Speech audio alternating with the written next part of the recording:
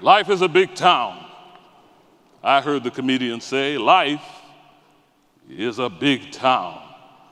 So too is a university. A university is a big town, and North Carolina State University is a big town. To live in that big town, you need to understand how it all works. And how it all works is not how it all used to work.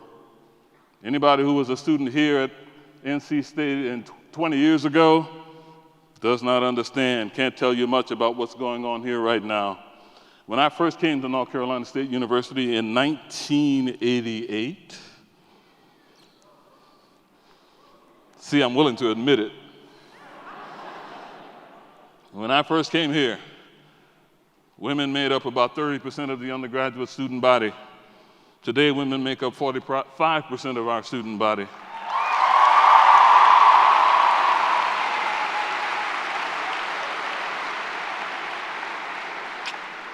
And young men, those women are not here for your entertainment nor your exploitation.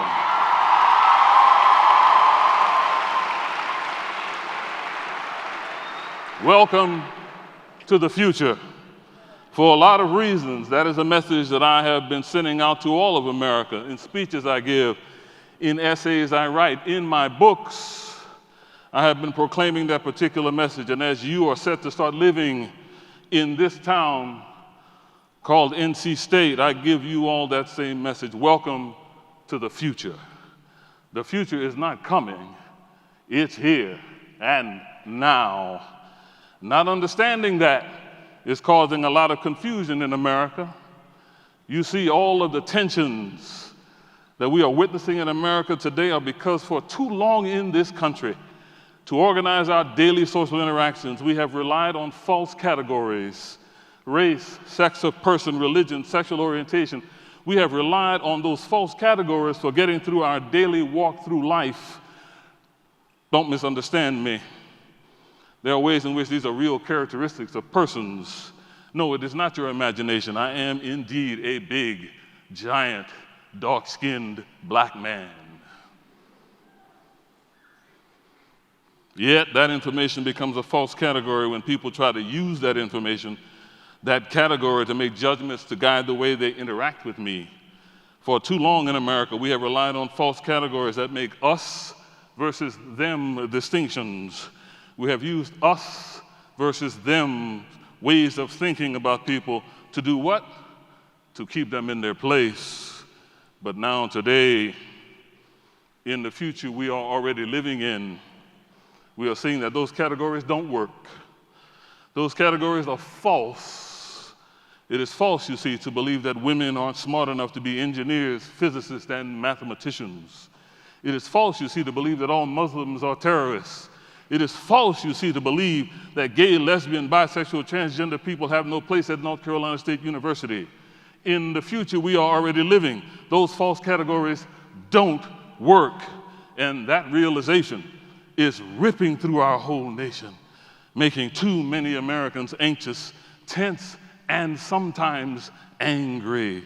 A white nationalist rally in Charlottesville is only the most recent example of that irrational, dangerous anger. Why does the truth do this to people? Well, since as children, too many people were taught to rely on those false categories that now don't work, people struggle. People struggle with the question, who are the we and who are among the they?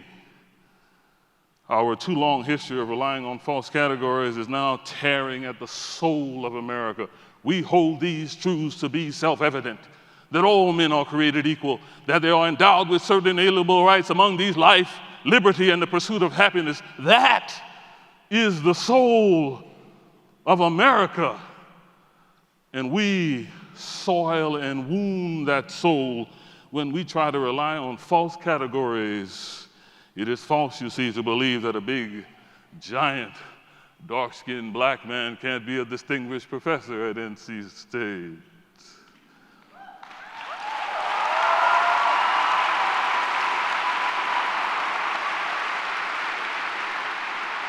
Welcome to the future.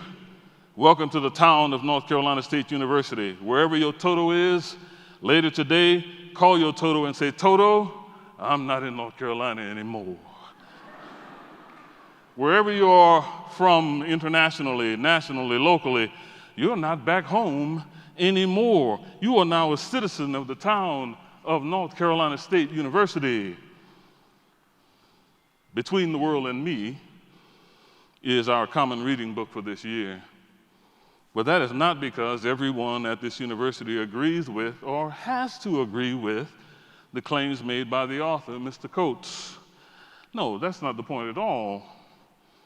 I am a black man, yet I do not have the same experiences as Mr. Coates. I grew up in the rural Deep South, laissez-les-bon-temps roulés, swampland of Louisiana, down the Bayou Way.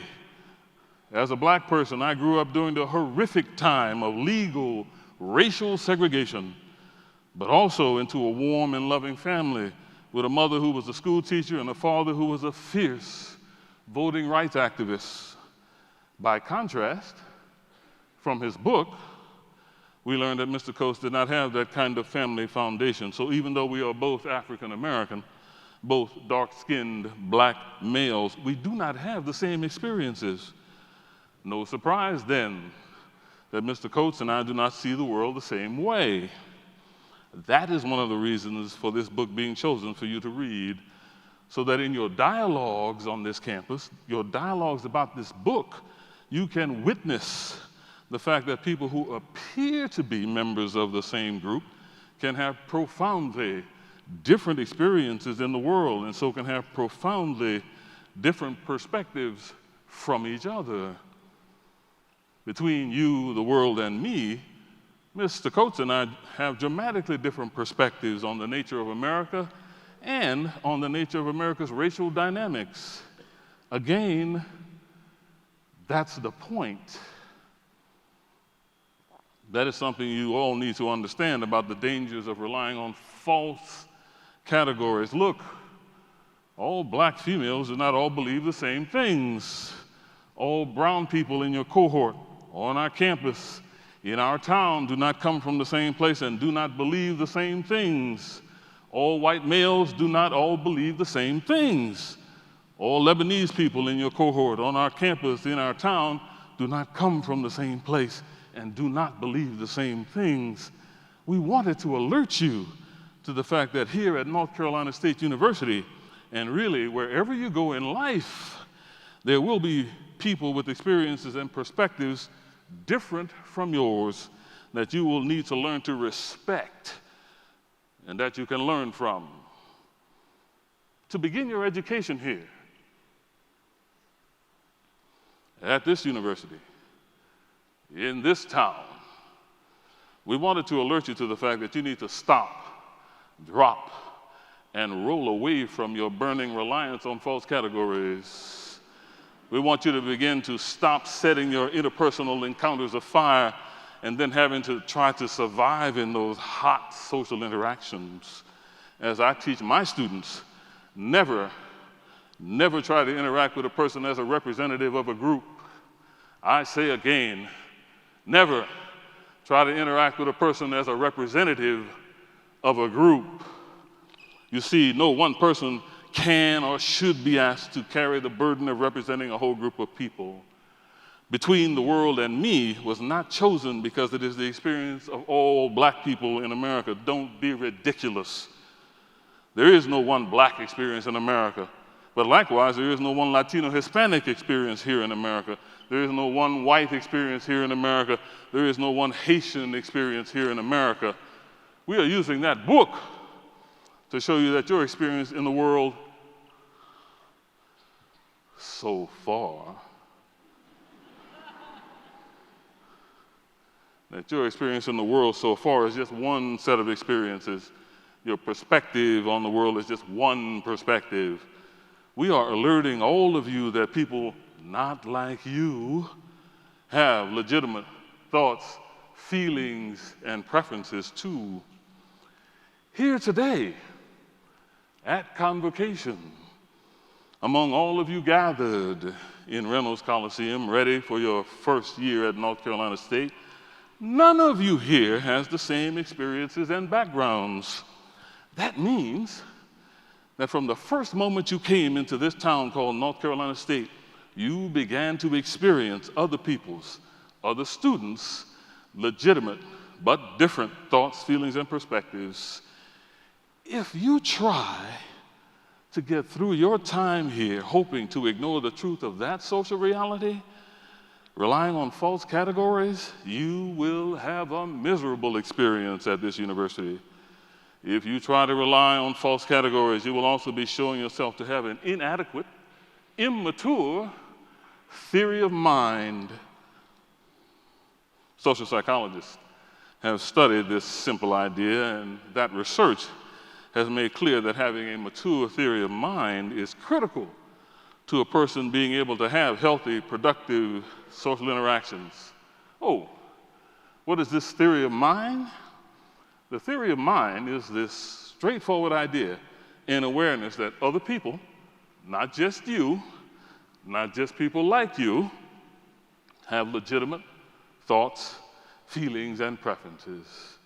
If you try to rely on false categories, you will also be showing yourself to have a poor, immature theory of mind. And we, the town council of the university, we know that if we let you leave here with the same immature theory of mind you came here with, we will not have educated you. We will not have done our job of getting you ready to adult.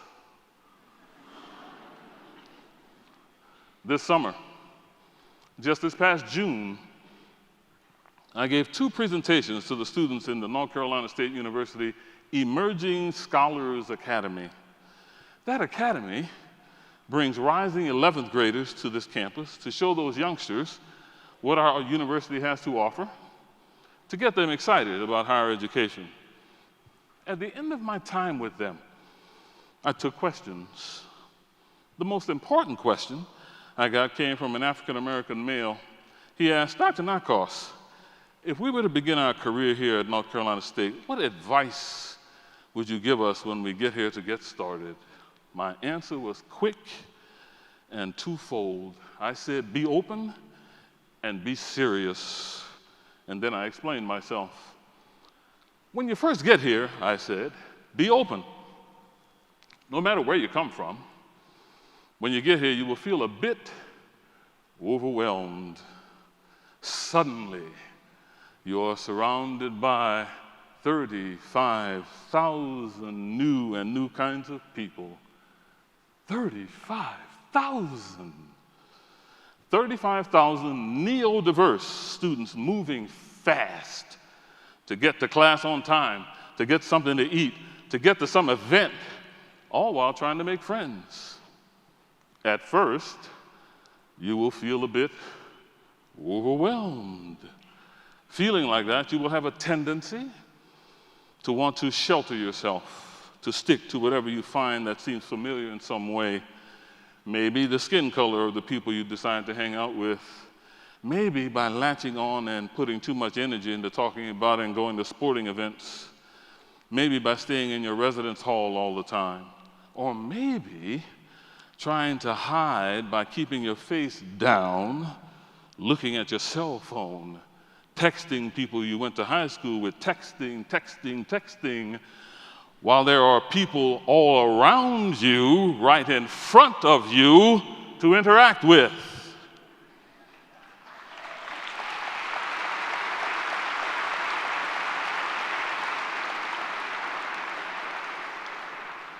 My advice is don't give in to that feeling of being overwhelmed.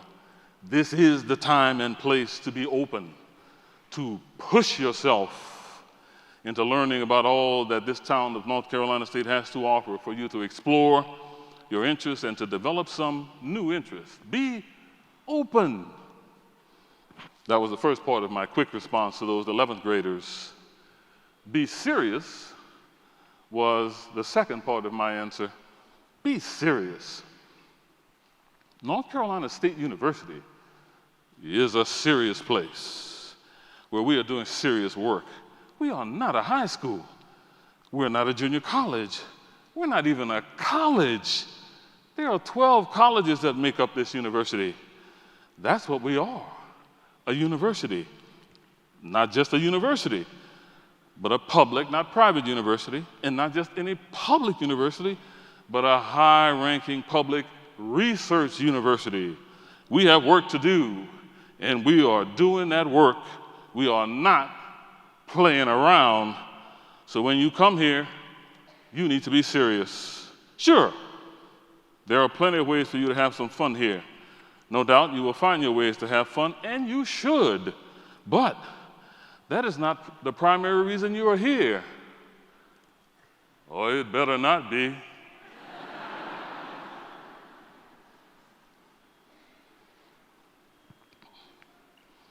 Keep in mind where you are, the serious work we are doing in this town, why you are here, and the serious and high expectations we have for your academic and social behavior.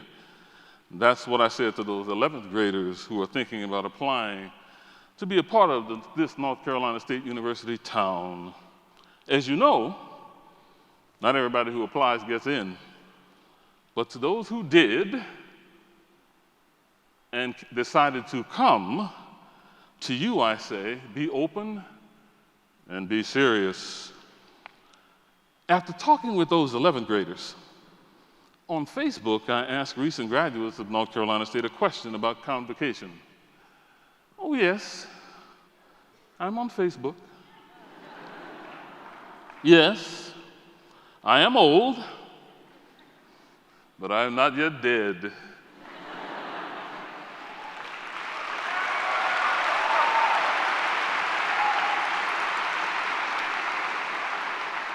Right there, you see, you were relying on a false category without even realizing it. You need to understand that we university professors are more than teachers. We are all thinkers and researchers. Did you know that here at NC State in the Plant Disease and Insect Clinic, we have someone, Dr. Matt Bertone, an entomologist, who thinks about, does research on, and can explain to you in detail the physiological differences between caterpillars and larvae. Yes, you heard me right. I said the physiological differences between caterpillars and larvae. Bam.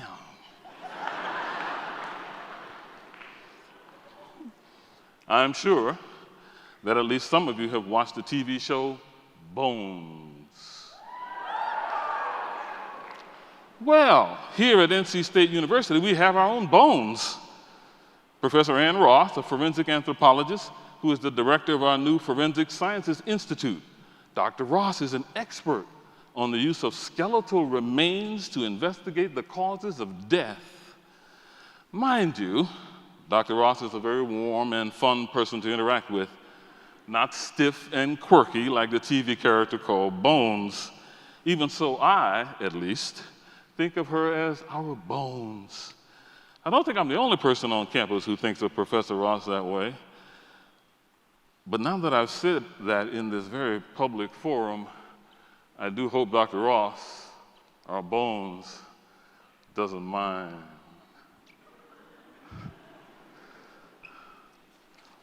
We professors, we know stuff.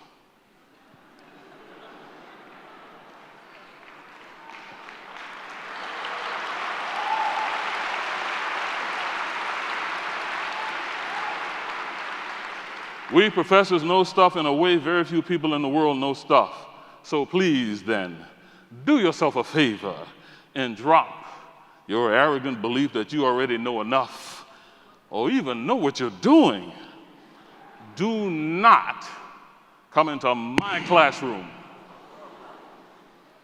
on interpersonal relationships with that attitude, because I will be quick, firm, and unsympathetic as I disabuse you of that notion. Again, do yourself a favor and just drop that foolish, immature idea. You are here as a student. You are not an expert at anything. You are here to be a learner, but we professors, we know stuff.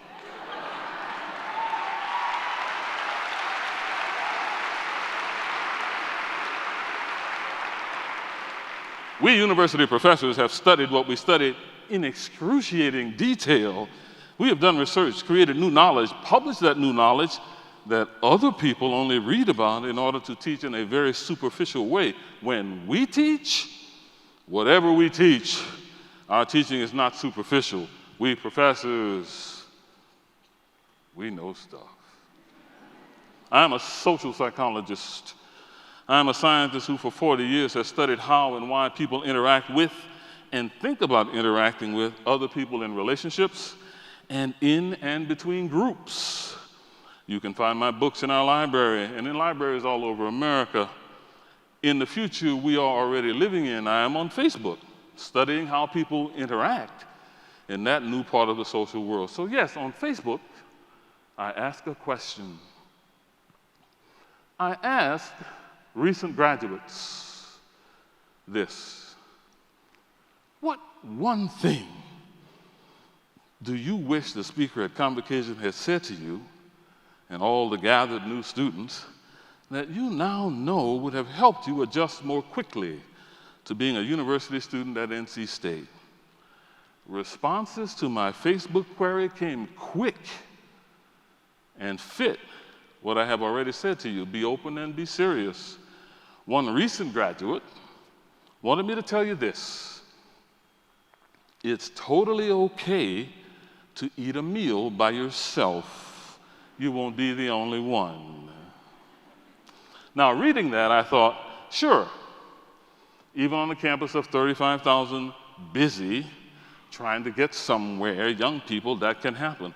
But I want you to make sure it's not happening because you are closing yourself off from new social interactions. And in fact, that was one of the other responses I got on Facebook. Be open to social interaction is what another recent NC State graduate wanted me to tell you. He said this: I wish they would have asked me, why are you in an environment filled with 35,000 students at the biggest university, and yet you shun yourself by listening to your earbuds all day? There's nothing to be afraid of, he said, when these students feel the exact same as you. Learning to talk to people is one of the most important things in society today. Hashtag communicate, hashtag stop the earbud madness. Two recent NCSU graduates talked about being open to asking questions. One said, when I walked in as a student at NC State, I was ready to start, but not ready to ask the questions I needed to ask. Another said, I wish someone had told me that all students are trying to figure it out. So while I looked around thinking everyone knew something that I didn't, they were all thinking the same thing. If I would have known that then, I would have asked more questions. I didn't ask questions because I didn't want to look like I didn't belong. Ask, young people. Ask. A number of the recent NCSU graduates who responded to my Facebook question wanted me to tell you about being open to opportunities. One said, there are millions of opportunities here on campus. Don't limit yourself and do take advantage of it while you can, because you just never know what may come your way. You may have come here to do one thing, but don't be afraid of change and be the person who you want to be. Another put a caution on that, wanted me to make sure I also tell you this: slow down. And that sometimes less is more. We hear so much about jumping in and getting involved that we lose the importance of slowing down, reflecting, and being present in the moment. You will remember that my other message to you today has been be serious. Well, a few of the NCSU graduates talked about that too. Two recent graduates want you to have a serious and mature understanding of the challenges before you. The challenges before you. One said this: I wish someone would have said, these might not be the best 40 years of your life. They will be hard, you will struggle, but you will learn from the struggles and look back fondly. I thought I was weird or different for struggling with various things my first year. I thought college wasn't for me, and I asked my mom if I could come home. But the more I spoke to my peers, I learned I wasn't alone. It's harmful to send the message to students that it's always the best 4 years of your life. Another recent graduate gave that point even more emphasis. She said, I wish someone would have told me, and probably others, that I would fail a few quizzes, papers, tests, and feel like a complete failure since I had a 4.0 plus in high school. That it's okay to fail a test or two because you can still come out with a good grade.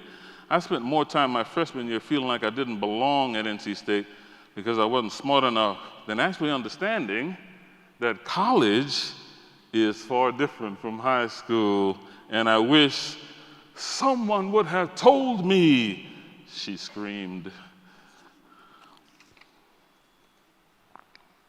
Now, in a way that puts my messages to you today of be open and be serious, another recent graduate wants me to tell you this.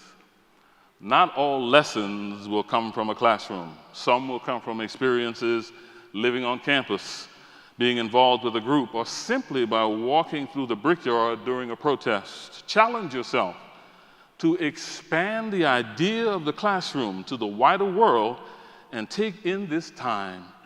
It goes by so quickly. Part of what all these recent graduates of NC State had to learn and struggle with is that in this town called NC State, we do not rely on false categories. No us versus them. We are the wolf pack. Woo! Woo! Woo! Everybody here is wolf pack.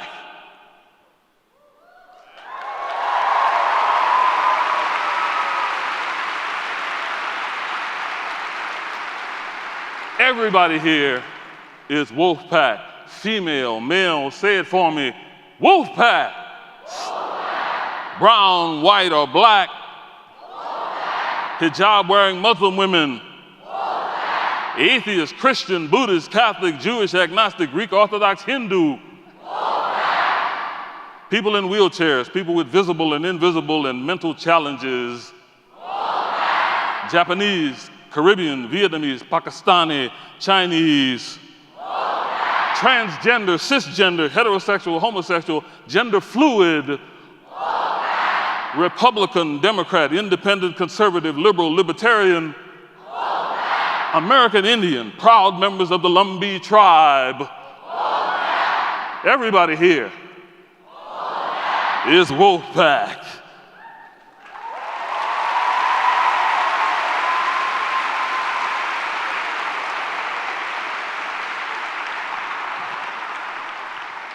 Welcome to North Carolina State University. Not high school, not junior college, not even college. We're already doing serious work. Before you got here, we were doing serious work. After you graduate and leave, we will be doing serious work. And while you are here, we have serious work to do. And while you are here at NC State, you will have the chance to do work to improve and change our world.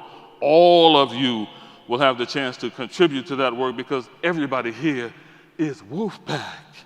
For the strength of the pack is the wolf, and the strength of the wolf is the pack.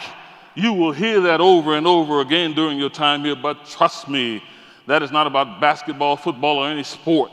That is about the heart of the university's academic work. For the strength of the pack is the wolf, and the strength of the wolf is the pack. Now you know what that really is about, what it really means to be a citizen of the town of NC State. It means everybody here is Wolfpack. To be a member of the Wolfpack, it means no false categories used here, not in this town. To be a member of the Wolfpack, it means you must stop and drop your high school theory of mind. To be a member of the Wolfpack, it means you must stop and drop your high school us versus them thinking. To be a member of the Wolfpack, it means you must interact with the person, not the group you think the person represents. To be a member of the Wolfpack, it means no matter their background group membership, we expect and we demand you interact with your co-student peers with respect. To be a member of the Wolfpack, it means you must be open and you must be serious. Life is a big town, I heard the comedian say. North Carolina State University is its own big town. That is where you live now. You are a citizen of this big town, and you have rights here, but as importantly, you have responsibilities here that we demand you live up to. Welcome to the future. Welcome to the Wolfpack. Welcome to North Carolina State University.